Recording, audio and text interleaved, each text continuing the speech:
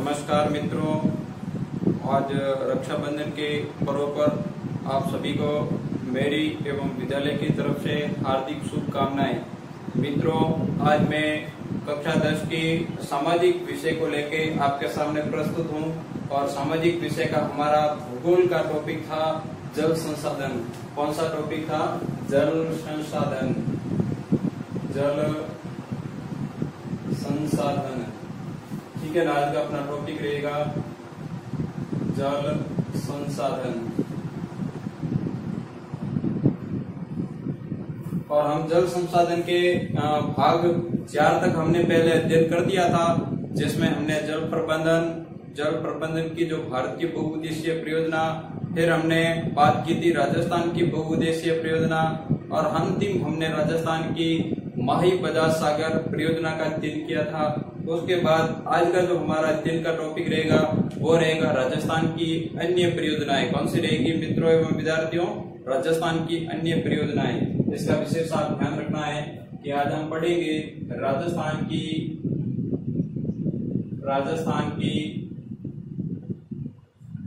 अन्य परियोजनाएं।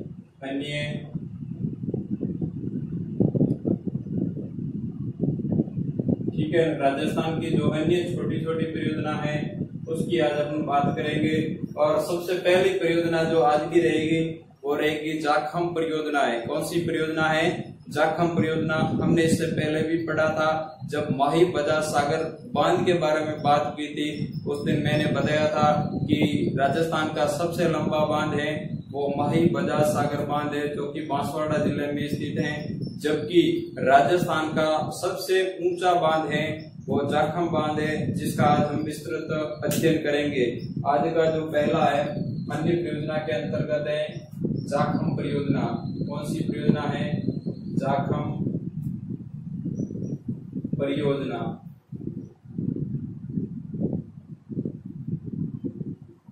ठीक है, जाखम परियोजना। और विशेष ध्यान रखना है मित्रों एवं विद्यार्थियों, इस जाखम परियोजना का जो निर्माण है वो राजस्थान में प्रतापगढ़ जिले की अनूपपुरा। विशेष ध्यान रखना है, प्रतापगढ़ जिले की कौन सी तहसील? प्रतापगढ़ जिले के अनूपपुरा गांव। इस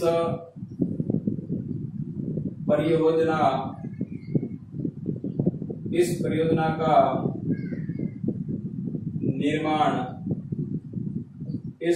का निर्माण प्रतापगढ़ जिले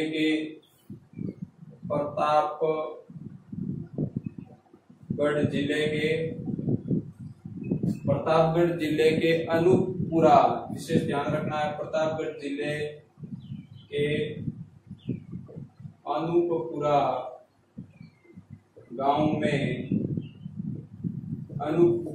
में। और कौन सी नदी पर? मुख्य रूप से जाखम। कौन सी नदी? जाखम। अनूपपुरा गांव में जाखम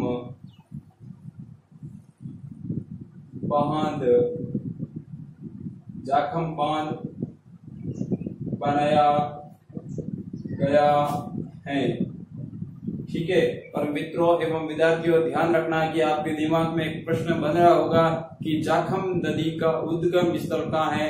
तो विशेष ध्यान रखना है कि जाखम जो नदी का उद्गम स्थल है वो प्रतापगढ़ जिले की छोटी छांदड़ी। कौन सी तहसील है? प्रतापगढ़ जिले की छोटी छांदड़ी तहसील। प्रतापगढ़ जिले की छोटी छांदड़ी तहसील में भंवर माता की पहाड़ियों से जाखम नदी का उद्गम स्थल है। और उसके बाद है अंतिम रूप से ये डूंगरपुर में सोममाई जाखम नाम से एक त्रिवेणी संगम का निर्माण करती हुई माही नदी के अंतर्गत इसका जल है वो विसर्जित हो जाता है। तो इस नदी का उद्गम स्थल मैं ऊपर लिख देता हूँ, याद रहेगा आपको कि इसका उद्गम स्थल है वो प्रतापगढ़। कौन सा है? प्रतापगढ़ जिले की छोटी छांदड़ी तहसील है। कौन सी तहसील है? छोटी छांदड़ी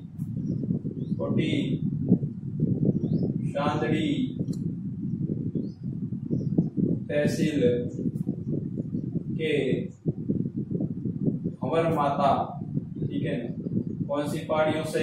भंवर माता पहाड़ियों से। ठीक है, बढ़िया प्रश्न है कि जाखम नदी का उद्गम स्थल क्या है। प्रतापगढ़ जिले के छोटी छांदड़ी तहसील में भंवर माता की पहाड़ियों से इस नदी का उद्गम स्थल है और इस नदी पर प्रतापगढ़ जिले में अनुपुरा गांव में जाखम बांध का निर्माण किया गया है। और उसके बाद अगली बात करते हैं कि जो जाखम बांध है उसकी जो लंबाई कितनी है। जाखम बांध की मीटर 253 मीटर क्या है, मीटर लंबा, 253 मीटर लंबा। और विशेष ध्यान रखना है, आपने पढ़ा भी होगा कि राजस्थान का सबसे ऊंचा बांध है वो कौन सा है, जाखम बांध है। और जिसकी ऊंचाई है वो कितनी है, 81 मीटर। 81 मीटर इसका विशेष ध्यान रखना है कि राजस्थान का सबसे ऊंचा बांध और इसकी ऊंचाई है वो कितनी है, ऊंचाई 81 मीटर। और मैं एक बात आपको बता देता हूँ, लिखते रहना आप साथ साथ में कि राजस्थान का सबसे ऊंचा बांध, ठीक है, राजस्थान का सबसे ऊंचा बांध। और मित्रों ध्यान रखना कि राजस्थान का सबसे लंबा बांध है वो कौन सा है, माही बजाज सागर बांध। और राजस्थान का सबसे ऊंचा बांध है वो कौन सा है, जाखम बांध, जिसकी लंबाई है 253 मीटर और इसकी ऊंचाई है वो 81 मीटर। और इससे लाभान्वित मुख्य रूप से ध्यान रखना कि राजस्थान के आदिवासी क्षेत्र जैसे कि उदयपुर, चित्तौड़गढ़ और प्रतापगढ़, ये मुख्य रूप से आदिवासी क्षेत्र हैं जो कि इस परियोजना के तहत सिंचाई का लाभ प्राप्त करते हैं। विशेष ध्यान रखना है कौन कौन से जिले आते हैं, उदयपुर, दूसरे नंबर का रहेगा चित्तौड़गढ़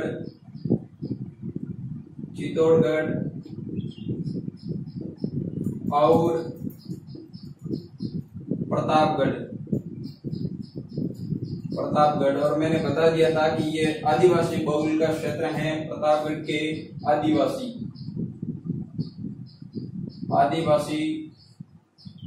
क्षेत्रों के सिंचाई हेतु इस परियोजना का निर्माण है वो मुख्य रूप से उदयपुर, चित्तौड़गढ़ तथा प्रतापगढ़ के आदिवासी क्षेत्रों के सिंचाई के लिए इस परियोजना का निर्माण किया गया है। सिंचाई हेतु इसका विशेष ध्यान रखना है, सिंचाई हेतु। उसके बाद है इसी परियोजना यानी जाखम बांध से आगे एक और बांध का निर्माण किया गया है, विशेष ध्यान रखना है। और उस बांध से नहरी प्रणाली विकसित की गई है। और ध्यान रखना है कि इस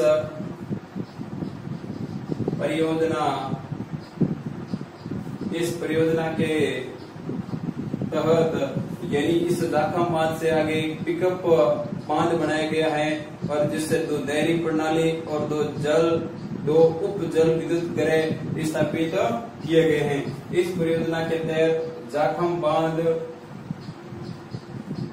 बांध से ध्यान रखना है कि इस परियोजना के तहत जाखम बांध से 13 किलोमीटर आगे कौन सा गांव है, नागरिया गांव है। कौन सा गांव है, नागरिया। 13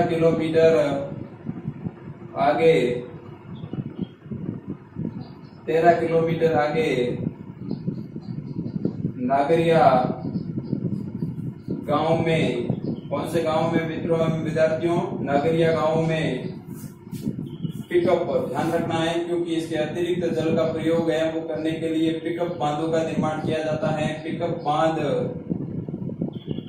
बांध बनाया गया है। और मैंने आपको बता दिया था कि इस पिकअप बांध से 2 नहरी प्रणाली और 2 जल उप विद्युत केंद्र की स्थापना की गई है। तो ध्यान रखना है इसके आगे 2 नहरें, कितनी नहरें हैं, 2 नहरें, 2 नहरों और 2 लघु विद्युत गृह, ठीक है, 2 लघु विद्युत गृह स्थापित किए गए हैं। विशेष ध्यान रखना है कि 2 लघु विद्युत गृह स्थापित किए गए हैं, इसका विशेष ध्यान रखना है। इस परियोजना के तहत कितने बांध है, 2। सबसे बड़ा जाखम प्रतापगढ़ जिले में विशेष ध्यान रखना है। और प्रतापगढ़ जिले का कौन सा गांव है, अनुपुरा। उसके बाद हम अगली राजस्थान की अन्य परियोजना लेंगे, सोम, कमला, अंबा। विशेष ध्यान रखना है, इसका नाम है परियोजना सेकंड और सोम। उसके बाद है कमला और उसके बाद है अंबा परियोजना। ठीक है ना। और विशेष ध्यान रखना है कि इस नदी का उद्गम स्थल, किसका उद्गम स्थल? सोम, क्योंकि ये बांध है वो कौन सी नदी पर बनाया गया है? सोम नदी पर। तो सोम नदी का उद्गम स्थल है उदयपुर। कौन सा जिला है मित्रों एवं विद्यार्थियों? उदयपुर जिले की खेरवाड़ा तहसील। उदयपुर जिले की खेरवाड़ा तहसील नदी का उद्गम स्थल मैं आपको बता देता हूँ। कौन सी नदी? सोम। सोम नदी का उद्गम स्थल है उदयपुर जिले की कौन सी तहसील है? खेरवाड़ा। उदयपुर जिले की कौन सी तहसील है? खेरवाड़ा के ऋषभदेव। कौन सा गांव है? ऋषभदेव।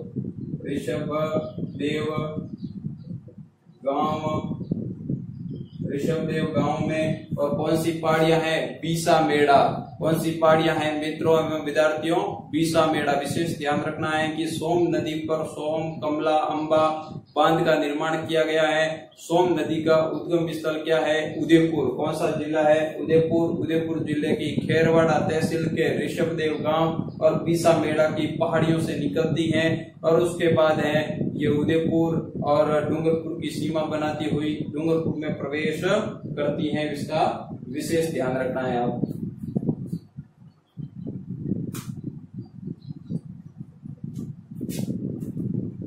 यह परियोजना कौन सी? सोम, कमला और अंबा परियोजना। यह परियोजना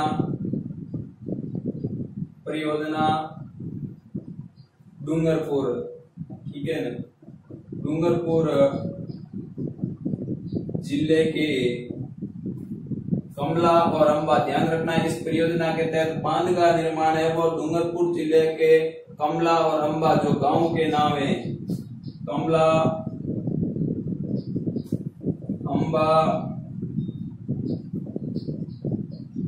गांव में सोम नदी पर। मैंने आपको पहले बता दिया था कि यह परियोजना है वो कौन सी नदी पर है मित्रों एवं विद्यार्थियों? सोम नदी पर है। सोम नदी पर यह परियोजना है वो बनाई गई है। कौन सी नदी पर बनाई गई है? सोम नदी पर बनाई गई है। विशेष ध्यान रखना है। और इस परियोजना का जो तहत बांध का निर्माण किया गया है उस बांध की लंबाई है वो कितनी है? 615 मीटर है। कितनी है बांध की लंबाई है वो? कितनी है? 615 मीटर लंबाई। लंबाई कितनी है? 615 मीटर। ध्यान रखना। और इस बांध की ऊंचाई है वो कितनी है? 34.50 मीटर। सोम, कमला और अंबा इस परियोजना के तहत डूंगरपुर में जो बांध का निर्माण किया गया उस बांध की जो ऊंचाई है वो कितनी है? 34.50 मीटर ऊंचाई। 34.50 मीटर। इसका विशेष ध्यान रखना है। और उसके बाद है कि इस परियोजना के तहत मुख्य रूप से कितने जिले लाभान्वित हैं? ध्यान रखना है उदयपुर जिले की एक तहसील और डूंगरपुर जिले की एक तहसील, कुल मिला के 2 तहसीलें हैं वो सिंचाई के लिए लाभ प्राप्त करती हैं। तो इसमें ध्यान रखना है डूंगरपुर जिले की वो तहसील है जिसका नाम है आसपुरा। कौन सी तहसील है? आसपुरा। और उदयपुर की कौन सी तहसील है? सलूम्बर। तो ध्यान रखना है डूंगरपुर जिले की आसपुर तथा उदयपुर जिले की, डूंगरपुर जिले की आसपुर तथा उदयपुर जिले की सलूम्बर। कौन सी तहसील है मित्रों एवं विद्यार्थियों? सलूम्बर।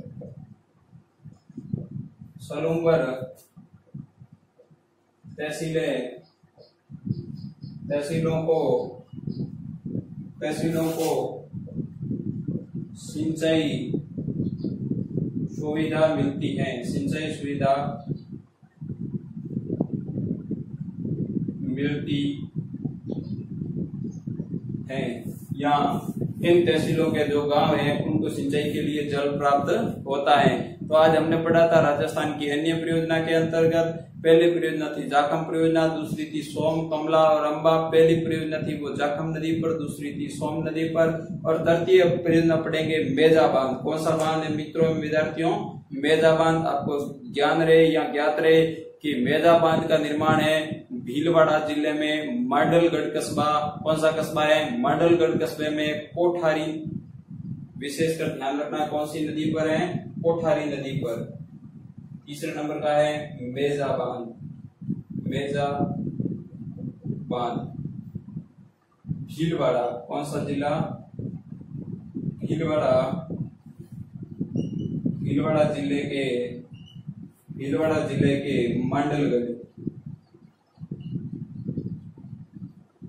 मांडलगढ़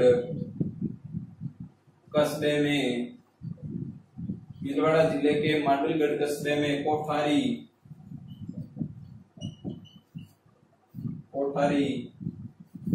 नदी पर बांध बनाया गया है। कोठारी नदी पर सन 1972 में बांध, सन 1972 में बांध बनाया गया था। और बांध की पाल पर, यानी इस मेजा बांध की जो पाल पर एक पार्क का निर्माण किया गया है, जिसे अपने ग्रीन माउंट पार्क के नाम से भी जाना जाता है। विशेष ध्यान रखना है, इसे अपने क्या कहते हैं? Green mount. क्या कहते हैं? Green mount. मैं आपको लिख देता हूं, मेजा बांध की पाल पर पार्क बनाया है, जिसे ग्रीन माउंट क्या कहते हैं मित्रों एवं विद्यार्थियों? ग्रीन माउंट भी कहा जाता है। क्या कहा जाता है? Green mount. इस प्रकार हमने आज राजस्थान की जो पहली परियोजना है वो जाखम परियोजना, द्वितीय सोम कमला अम्बा और तृतीय हमने पढ़ा था मेजा बांध। और अगली हमारी परियोजना रहेगी जो कि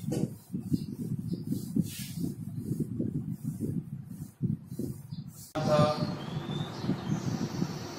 सिद्धमुख परियोजना। कौन सी परियोजना थी मित्रों एवं विद्यार्थियों? सिद्धमुख परियोजना। और विशेषकर ध्यान रखना है कि सिद्धमुख परियोजना क्या थी? रावी व व्यास, हमने पहले पढ़ा था। रावी व व्यास का जो अतिरिक्त जल है, उस जल को राजस्थान में प्रयोग करने के लिए इस परियोजना का निर्माण किया गया था। तो ध्यान रखना है कि वे रावी व व्यास के, रावी व व्यास दोनों नदियों के नाम है। रावी व व्यास के अतिरिक्त जल के उपयोग, हेतु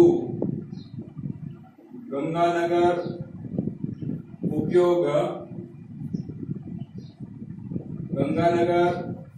तथा हनुमानगढ़। ध्यान रखना है कि गंगानगर तथा हनुमानगढ़ की दो तहसीलें हैं और जिनका नाम है नौहर भादरा। हनुमानगढ़, गंगानगर तथा हनुमानगढ़ की नौहर तथा भादरा, नौहर भादरा तथा चूरू जिले की, कौन से जिले की? चूरू जिले की राजगढ़। ध्यान रखना, तथा चूरू जिले की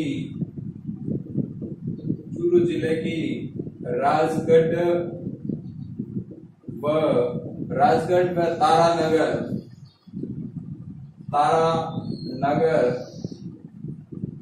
तहसीलों।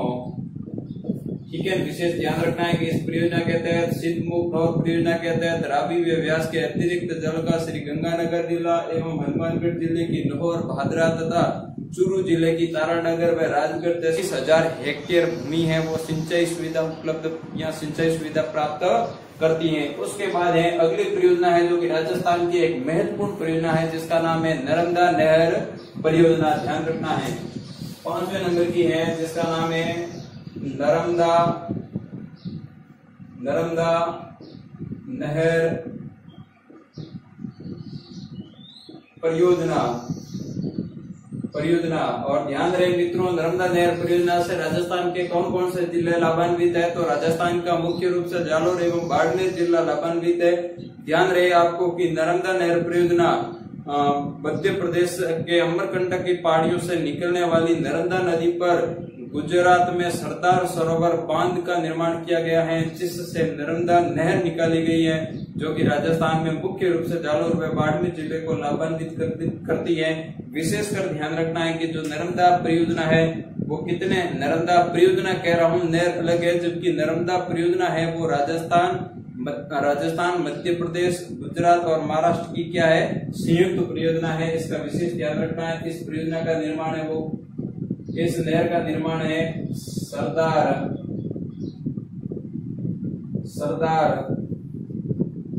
सरोवर बांध। और इस सरदार सरोवर बांध की स्थिति है वो कौन से राज्य में मित्रों एवं विद्यार्थियों? गुजरात में। कौन से राज्य में? गुजरात में। आपको ज्ञात होगा कि राजस्थान में जो नर्मदा नहर है, मुख्य नहर है, उसकी लंबाई है 74 यानी 74 किलोमीटर है, जबकि गुजरात में इसकी लंबाई है वो है 458 किलोमीटर। और ध्यान रखना है कि राजस्थान में इसकी लंबाई कितनी है? राजस्थान में इसकी लंबाई कितनी है? 74 किलोमीटर, जो कि राजस्थान के कौन कौन से जिलों में है? जालोर। कौन सा जिला है? जालोर जिले में नर्मदा नहर राजस्थान में सीलू गांव से प्रवेश करती है। जालोर में बाड़मेर दोनों जिलों में मुख्य नहर की बात हो रही है। किसकी बात हो रही है? मुख्य कैनाल की। गुजरात में 458 किलोमीटर, राजस्थान में है वो जालोर एवं बाड़मेर में 74 मुख्य नहर की बात है। और इसमें सबसे पहले जो जल है वो 18 मार्च कब है मित्रों एवं विद्यार्थियों? 18 मार्च 2008। और कौन सा स्थान है? सीलू। ठीक है, सीलू कहाँ पड़ता है? सांसोर तहसील। कौन सी तहसील है? सांसोर। जिला कौन सा है? जालोर। विशेष ध्यान रखना है। उसके बाद 27 मार्च अगली डेट कौन सी है? 27 मार्च कौन सा गांव है? लालपुर। कौन सा है? लालपुर। तहसील कौन सी है? सांसोर। जिला कौन सा है? जालोर। और यहाँ पर जो जल प्रवाहित करने का कार्य है वो किसने किया था? श्रीमती पूर्व मुख्यमंत्री वसुंधरा राजे। ठीक है, इसका विशेष ध्यान रखना है। उन्होंने जो जल प्रवाहित किया है वो डेट है 27 मार्च। और जो अप्रैल, ठीक है, अप्रैल 2008 में बाड़मेर जिले